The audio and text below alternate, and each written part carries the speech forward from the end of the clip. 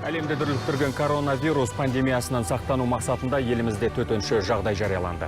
Осыған байланысты мемлекет басшысы халыққа үндеу жолдады. Бүкіл халықты жұдырықтай жұмылуға, сабыр сақтауға шақырамын. Бұл күрделі жағдайды бәріміз бірге еңсереміз деп сенемін. Халқымыз аман, жұртымыз тыныш болсын. Біз біргеміз.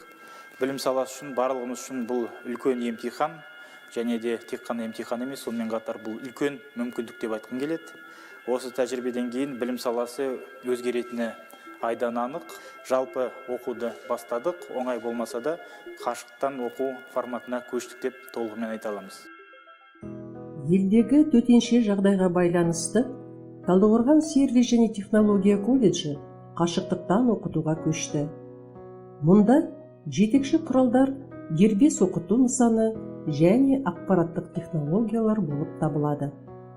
Оқыту Платонус платформасы, WhatsApp мессенджері, Telegram және Zoom арқылы жүргізіледі.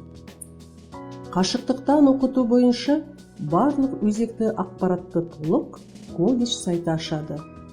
Онда Платонус платформасын, Zoom қосымшасын қолдану бойынша нұсқау, қашықтықтан оқыту бойынша әдістемелік ұсыным, кесте, бейнероликтер, онлайн психолог, тест тапсырмалары, кері байланыс, онлайн ресурстар, топ рейтингі бар.